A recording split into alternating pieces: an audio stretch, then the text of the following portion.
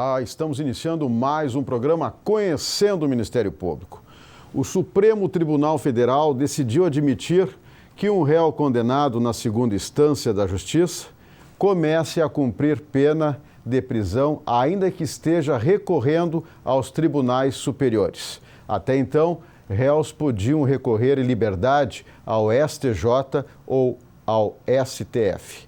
Para analisar essa decisão, que vem gerando debates no meio jurídico, convidamos o promotor de justiça João Pedro Xavier, que atua na Procuradoria de Recursos do Ministério Público Gaúcho. Doutor João Pedro, quero dizer que é um prazer tê-lo aqui conosco novamente no programa.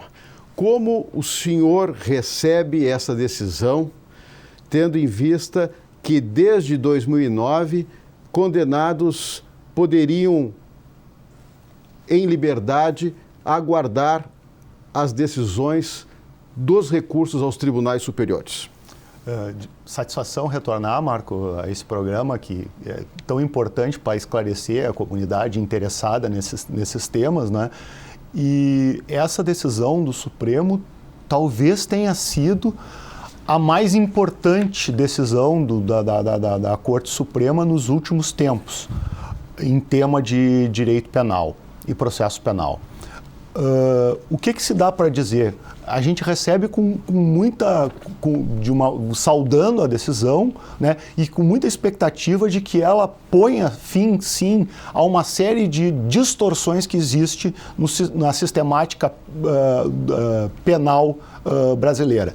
Principalmente a eternização dos processos, não é? A virtual prorrogação indefinida dos recursos, não é?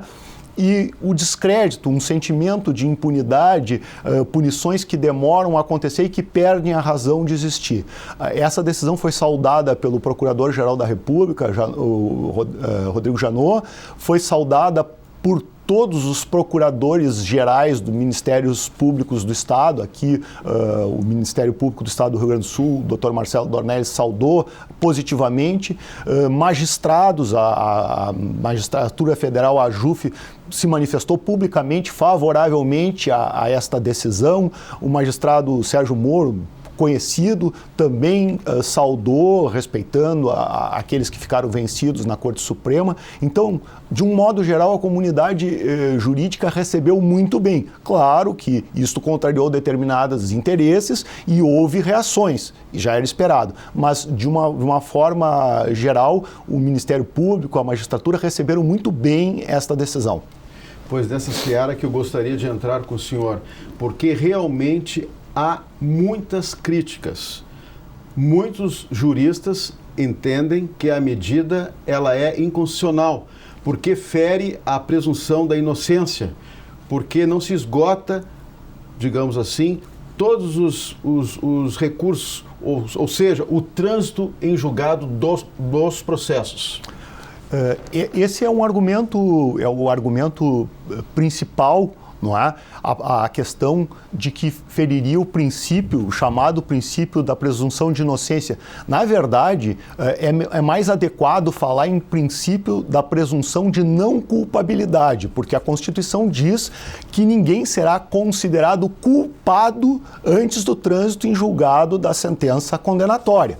Ser considerado culpado é uma coisa, ser preso é outra. A Constituição não diz que ninguém será encarcerado, será preso antes do trânsito em julgado. Ela diz que ninguém será considerado culpado. Você executar provisoriamente uma decisão não significa dizer que você está violando o princípio da presunção de não culpabilidade. Isso é um equívoco com respeito a quem pensa diferente, não é? Demais, é preciso dizer o seguinte: a decisão é inconstitucional. Ora, a quem cabe interpretar as normas constitucionais? Ao Supremo. O Supremo, nessa recente decisão do dia 17 de fevereiro, por 7-4, uma maioria folgada, interpretou a Constituição. Ah, mas essa interpretação não está adequada. Não está adequada, isso não está correto diante disso, daquilo outro, e nós vamos levar isso às cortes internacionais. Pois bem, o Supremo, não é, tem esta prerrogativa de interpretar. Eu próprio, e muitos discordam de determinadas decisões do Supremo. Quando o Supremo, por exemplo, entendeu pela impossibilidade de cumprimento de pena nos crimes hediondos em regime integralmente fechado, como previa a lei, eu discordei. Mas a gente tem que se curvar às decisões do Supremo. Poderia entender que aquela interpretação não estava conforme. Quando o Supremo admitiu os embargos declaratórios no julgamento da ação relativa ao mensalão, aos embargos infringentes, havia razões técnicas, jurídicas, para não admissão desse tipo de inconformidade. Mas, por uma maioria de 6 votos a 5, se admitiu. E vamos ficar nesse mesmo tema. Em 2009, quando o Supremo, por 7 votos a 4, entendeu que somente com o trânsito em julgado que se poderia executar, ou seja, o entendimento de 2009 foi revisado agora em 2016. Naquela oportunidade, também havia inconformidade, mas ao Supremo cabe interpretar. Rui Barbosa disse num célebre discurso de 1900 antigo, não é? Ele disse que ao Supremo é dado o poder de decidir por último, ou até, se quiserem, de errar por último. Não é? E justamente há um magistrado da Suprema Corte americana que diz o seguinte: nós não decidimos por último por sermos infalíveis, nós somos infalíveis porque a nós é dado decidir por último. Esta é a questão. Então, resumindo, Marco, não há afronta ao princípio da não culpabilidade. Ao contrário, esse princípio, como todas as garantias, e isso disse o ministro Celso de Mello numa recente decisão, todas essas garantias elas têm que ser interpretadas e elas não são absolutas. Não é? Elas permitem uma interpretação, uma relativização, como é exatamente esse caso. E demais dizer o seguinte, que a sistemática processual, a sistemática constitucional, ela garante o duplo grau de jurisdição. Isso decorre da interpretação do devido processo legal, decorre da convenção do Pacto de São José da Costa Rica, que assegura o duplo grau de jurisdição. É essa a realidade de todos os países democráticos que servem de exemplo. E aí foram citados na decisão Estados Unidos, França, Alemanha. Todos esses países eles têm o princípio da presunção de inocência, ou melhor dizendo, da presunção de não culpabilidade, mas permitem, com a decisão de segundo grau, a execução provisória. Falando em jurisdição, doutor João Pedro, há quem diga que essa decisão do Supremo Tribunal Federal valoriza a jurisdição de primeiro e segundo graus e acaba com uma série de recursos que poderiam levar, até quem sabe, à prescrição de um processo. E esse é um dos pontos que quem não é técnico talvez desconheça ou não entenda a profundidade. Mas nós vivemos num quadro, Marco, que é muito importante que as pessoas conheçam, né? Um processo criminal de regra, um processo contra alguém acusado, por exemplo, de um roubo, não é? Ele começa numa comarca, né? Poderia ser aqui, se fosse aqui em Porto Alegre, começaria aqui em Porto Alegre, se fosse no interior, Caxias, Santa Maria, qualquer lugar. Ele começa numa comarca e é julgado por um juiz. Desta decisão, como existe o duplo grau de jurisdição, ele vai ao Tribunal de Justiça do Estado, se for um feito de competência da Justiça Estadual, aqui só para simplificar. Então, o duplo grau de jurisdição acontece na medida em que houver o julgamento pelo Tribunal de Justiça, né? Depois disso, existem 2 espécies de recursos, né? Simplificando, que seria o recurso especial ao Superior Tribunal de Justiça e o recurso extraordinário ao Supremo.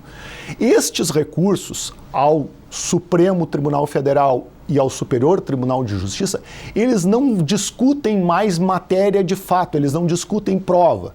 Exemplificando para o nosso telespectador leigo, não vai se discutir, por exemplo, se aquela pessoa acusada estava lá no local ou não estava, se a tese for a negativa de autoria.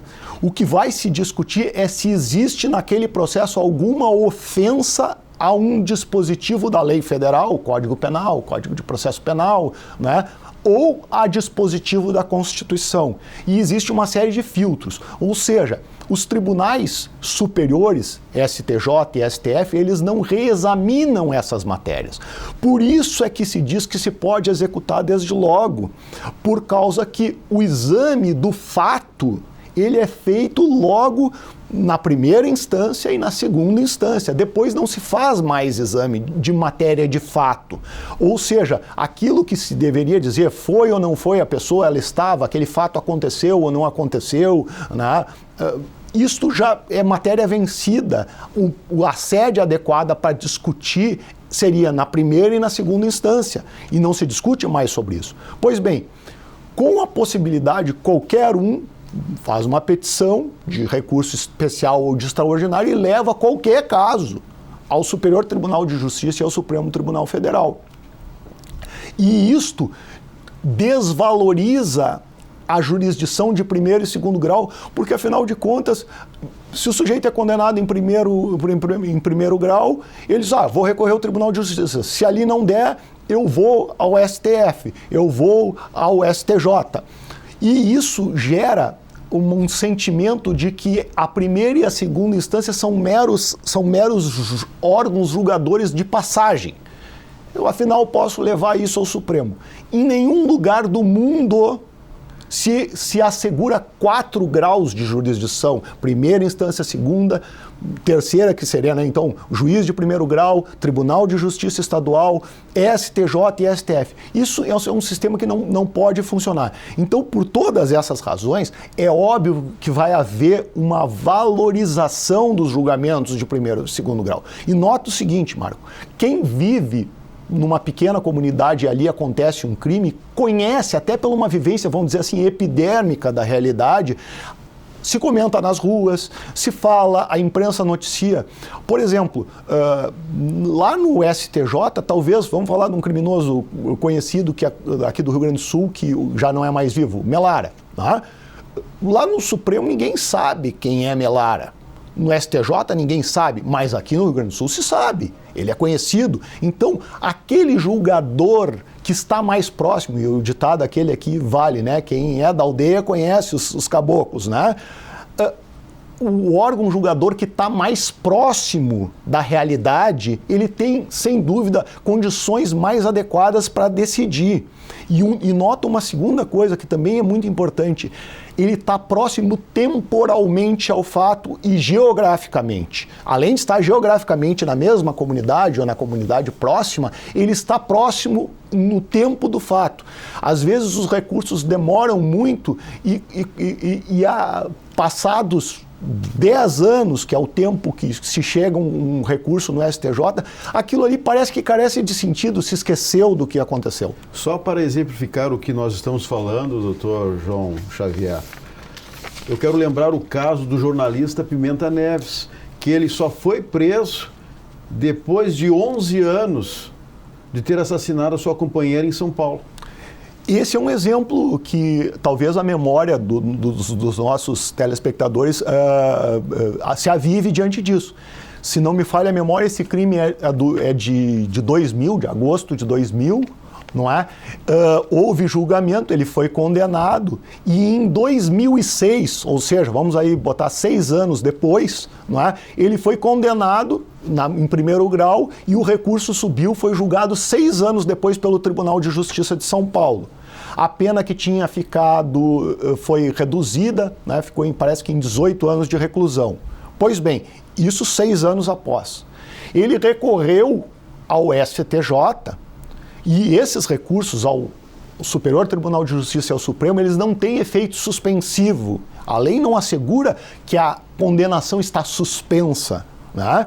Por isso que até 2009 se admitia a possibilidade, o entendimento da Corte Suprema não era no mesmo sentido do que vinha se adotando anteriormente. Pois bem, no caso do jornalista Pimenta Neves, esse recurso foi julgado 11 anos depois.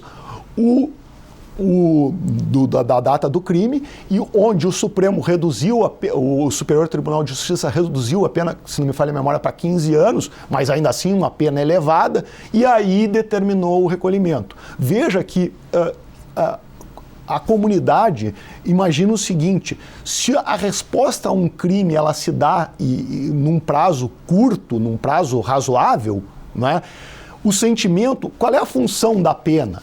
A pena tem funções de afastar do convívio social uma pessoa que não tem condições, ela tem um aspecto preventivo que intimida outras pessoas. Olha, se eu fizer aquela conduta, eu vou sofrer aquela mesma consequência. Se essa consequência acontece anos depois, as pessoas imaginam que aquilo não deu nada ou não careceu de sentido. Então, no caso de Pimenta Neves, somente 11 anos depois, a execução dessa pena, o recolhimento, fica parecendo que careceu de uma efetividade que existia, né? Beccaria, já nos primórdios da teoria da pena, ele dizia que o ideal é que a pena ela esteja próxima ao cometimento do fato. Uma punição que acontece depois, imagina em casa, né? Um pai castigar um filho por alguma coisa que ele fez há um ano passado. Ela carece de sentido. E isso funciona, claro, mutatis mutandis para tudo, né? Mas especialmente para o direito penal. Se alguém que cometeu um crime ontem ficar em liberdade por 10 anos, aí vai se recolher. Qual é o sentido dessa condenação? No que ela é exemplar para a comunidade? Claro. Não, ela carece dessa efetividade. O Procurador-Geral da República aplaudiu a mudança, defendeu a decisão tomada pelo STF e disse que será um passo decisivo para acabar com a impunidade no Brasil, concorda? Sem nenhuma dúvida. Não apenas o Procurador-Geral, o magistrado Sérgio Moro, vários outros, como eu aqui referi, né, operadores do direito também disseram isso. Por que vai acabar com a impunidade? E aí é bom que se diga, né, a nossa sistemática prevê cerca de 20 tipos diferentes de recursos e meios impugnativos, que não são propriamente recursos, como embargos declaratórios, como o habeas corpus. Alguns desses meios impugnativos e desses recursos podem ser manejados várias vezes, pelo mesmo réu, no mesmo processo. Isso eterniza as demandas. Então, essa questão de levar indefinidamente um processo aos tribunais superiores por tempo indefinido, ele acaba fomentando um sentimento de impunidade, não é? E mais, ele termina com... ele inviabiliza a sistemática recursal, porque é aquilo que eu trabalhei num caso aqui, não é? Onde um réu foi condenado em primeiro grau, foi condenado em segundo grau. O processo transitou em julgado porque ele tinha 15 dias para interpor recurso extraordinário e especial. Passaram esses 15 dias, ele não interpôs. Passou mais do que 15 dias, passou um mês, passou mais que um mês, passaram 2 meses, passaram 3 meses. E quando era para ser executada a pena, o condenado entrou com um recurso flagrantemente intempestivo, fora do prazo. Ainda assim, o Ministério Público pediu a certificação do trânsito em julgado e o cumprimento da pena, e se diz o que é, como a admissibilidade desse recurso tem que ser feita no tribunal, no STJ, é um direito dele esperar o julgamento, e não havia trânsito em julgado. Então, desde essa perspectiva, o trânsito em julgado passa a ser uma ficção, claro. Porque eu tinha um documento dizendo que havia transitado em julgado, mas tinha um recurso descabido, intempestivo, e ainda assim não se pôde executar a decisão. Agora, doutor João Pedro, há criminalistas que dizem que um acusado poderá começar a cumprir pena, mesmo que depois um tribunal superior entenda que houve erros em decisões anteriores. Esse era um argumento interessante, porque ele tem 2 lados, não é?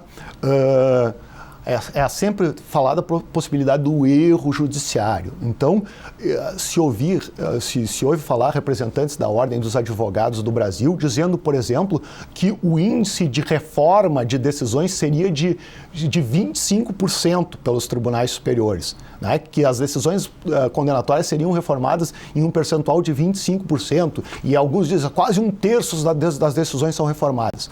Não é, isso é uma distorção. Na verdade, por exemplo, o caso aqui nós falamos agora, do jornalista Pimenta Neves, houve reforma da decisão? Houve.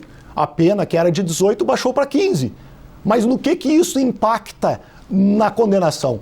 Não houve. Essas reformas que acontecem, elas não são necessariamente de dizer, olha, aquela pessoa que a justiça de primeiro e segundo grau disse que foi responsável pelo assalto ou pelo homicídio, ela não foi a responsável. Não é isso que acontece.